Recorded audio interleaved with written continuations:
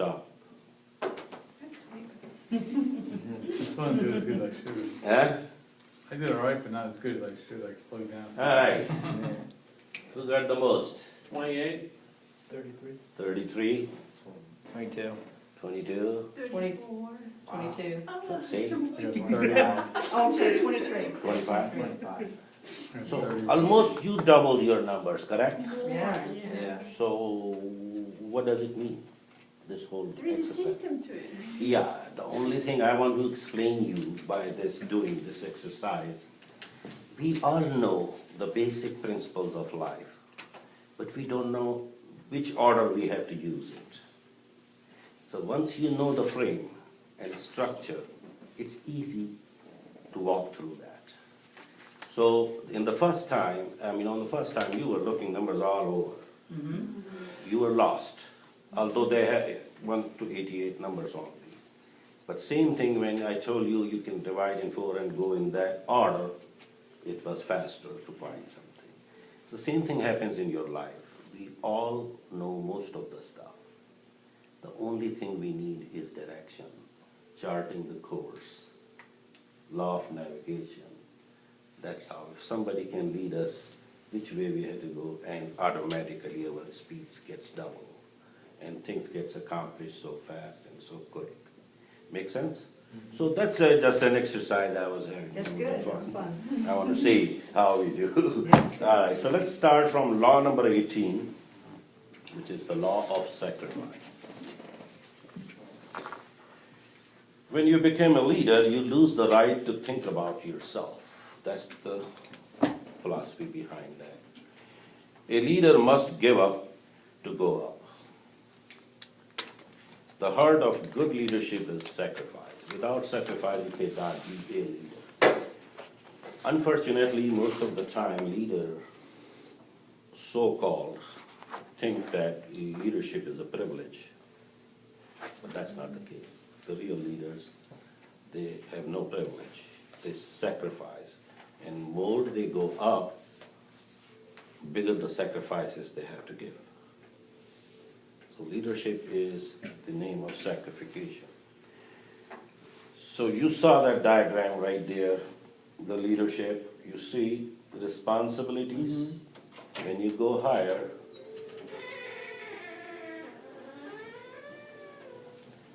responsibilities gets more and more and more. And rights gets lower down. Initially you have more rights, but when you go up, the responsibility gets expanded. So to be a good leader, you have to be the best sacrification mentality, and you have to sacrifice more. And it never stops. Law of sacrification tells you there is always a toll booth to pay the price, to go through this. Once you deposit some money, you go to the next, there is another toll booth. And you have to pay this. And it goes on and on, and it's an ongoing process. You can never stop. There is, for a leader, there is no any sign of stoppage of sacrification. You have to sacrifice all the time. As you go higher, more the responsibilities, more the sacrification will be. And that's how the cost of, nowadays, if you go through, if you become whatever in profession-wise, you have to pay cost. You have to pay the price to become whatever expert you want to be. So better you become, more the price you pay. Like cost of education. You want to be a master or PhD, how much price it costs? Versus a guy who's having no education, is a high school dropout. It doesn't cost him anything to get dropped. So better you go, more you pay. So, and growth stops when the price gets too high. Have you seen those bidding like auctions? Did you notice that? When the auction starts, everybody starts bidding because the price is too low. Everybody can afford, okay, I will buy. And then it starts going up and up and up, and you see the buyers are getting low and low and low. And there's only a couple people at the end who are willing to pay the highest bid and highest price. They fight with each other to get things done. So that's why when you want to go up, the bidders will be less, but the bid will be so high. Are you willing to pay that? That's all the decision is. So let's talk about a little bit on this, like Pat, you start because you read it very well, this law of sacrifice. I started off, sorry. No, that's okay, means I'm glad, so you start that. Did you like that law? Oh, you want me to? Yeah, give me just mine? what was your take after reading all that Martin Luther King story? I thought it was like, I guess, and even what you were just saying too, like the bidding war, how like, when you're bidding, the people that, and in life, whoever is gonna sacrifice more, they're the ones that are gonna get higher in life too, like, Mhm. it's like, so I might wanna say I'll work 8 hours a day, now she's gonna work 10 hours, he's gonna work 15, Mhm. and then, I mean, he's gonna get more because he's putting more sacrifice in, assuming we're all at the same intelligence and the same working level, he's gonna be better because more dedication. I think it's the same with like the bidding war, like who's gonna go, who's gonna put more into it. Yeah, I agree. And they also had that out of like all the laws I was reading, I wasn't prepared for this one because everything seems to be so achievable until you hit the sacrifice, and it's like, am I ready for sacrifice though? I'd rather do all other parts to become a leader. Yeah, the fun ones, right? But I wasn't prepared to sacrifice because it's always like it's about time. Yes. You want to be a good leader, but do you want to put all the time into that, or you want to have a life too? So it's kind of constant balancing of what you want versus what's best for you. Yeah, I agree. I mean, the toughest thing I always battle with, because I'm in sales, is like, you know, I want to make a lot of money, Mhm. and, you know, I've been successful, but then to get to that extra level, I mean, I got like 10x. I got even 10x that if I want to get to like 200 or 300, you know, so do I really want to work the 10, 12 hours a day, work Saturdays, you know, do I want to put all that time and effort to get there? And that's what most of these people do. For instance, like, you know, at my job, I recruit people for plant, you know, manufacturing companies. And at the, just at one level, like there's a plant manager who runs the whole thing. Mhm. The plant manager's there mostly 7 days a week, working like 8, 10-hour days, you know, 12 hour, he would know, and, you know, they're normally making the most money at the plant level, but they're sacrificing a lot of time with their family, a lot of alone time, you know. It's a lot of sacrifice, so it really is. It's tough. You want to make money, it ain't no easy way. You gotta really put the effort in, time and effort. Let me talk to you after this meeting. Yeah, right. Like Alina, I'm not a big fan of sacrifice. When I saw this, I went, what? Whoa. I'm not sure I want to sacrifice anything. And I get, what I'm left with after reading it, the example they gave is one of the greatest men of all time. And you have to have a passion for what you're doing in order to sacrifice. I can't see making a move where I'm sacrificing family or income or location, any of those things, unless it's something I'm extremely passionate about. And for me, that's what it would take in order to sacrifice. Works with mastery too. Takes a lot of sacrifice to learn to master something. You know, you can get to 80% pretty easy, but the details between somebody who's just good at something and somebody who truly is exceptional is that, you know, Malcolm Gladwell's 10,000 hours kind of a concept. And I agree with many people. You have to pick and choose what you're willing to sacrifice for.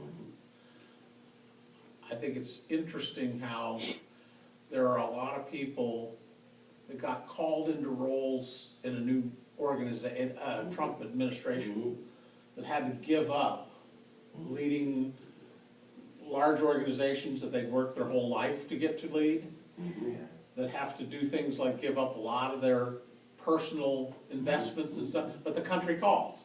And you begin to wonder, am I big enough? That if something came to me, Mm-hmm. or as was the case with John Maxwell, when he felt the calling to become with Equip and this whole leadership around the world thing, he had to give up his role as being a Yes. pastor of a church.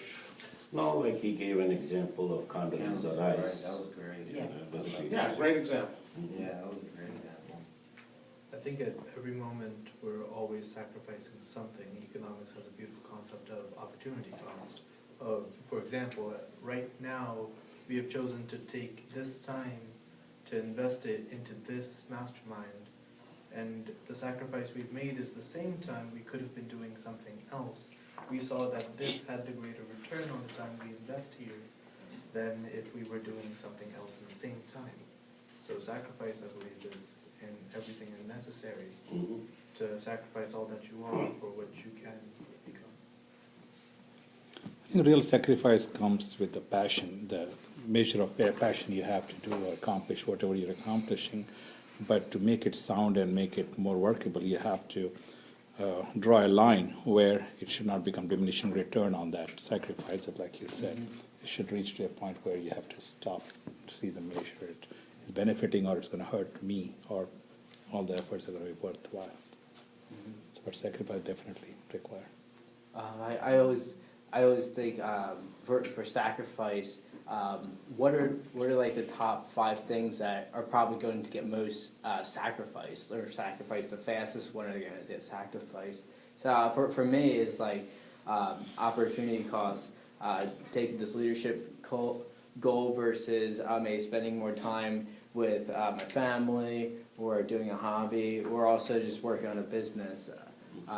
Something inside a business, but maybe not in such a leadership role, maybe more of a kind of like a lonely writer role or something like that. So it's kind of balancing. Probably family life for me would be a big one. Possible money, and also probably just being able to write. To leadership a lot of times is dialogue based more than writing based. I can give you my example, and I have a very strong example of myself on this law of sacrifice. When I came in this country in 1994, my background was medicine. It was a long process to get my license, to pursue that. I didn't have that much time. And I have 2 young kids. So I was exploring my options to do something. And I ran into the network marketing group, like you were talking earlier, MB. And I didn't know what the network marketing was and what the MB was. I was just approached by people, hey, you want to start your own business and this and that. And I said, oh yeah, I was looking. So anyway, well, that was my experience. But then I got into the sales because of them. That's a long story in short. You can read in my upcoming book this whole story. But I'm coming to the law of sacrifice. Then I started in car business, and everybody started laughing at me because I was not born here. I didn't have any friends, any family members who were looking for cars. And they said, are you kidding? How are you going to sell cars? And I was thinking, yeah, that's a good thing. Wow, if they can do it, I can do it, kind of. I'm going to do whatever it takes. So I didn't sacrifice my family or those things, but I did sacrifice a lot of things, like I didn't have money. What else you can do? Nothing. You're broke, you're sitting at home, fighting with your kids and wives and all that. When you're frustrated, what are you going to do? So it's better to get out of the house. Go earn something. And everybody used to go 5 days a week at work and, car business. And I was in a Lincoln Mercury dealership. Think about that. How many people buy Lincolns and Mercuries, correct? Think about that. But within 3 months, I became the #1 guy there. And what I did is, today I'm telling the secret to all of you, but it's going to be in my book. But you are my inner circle. I started going every Sunday. Sunday all the dealerships are closed. And you know how many window shoppers, they go there and look for the used cars and these cars in the lot, not to be bothered by the sales guy. I used to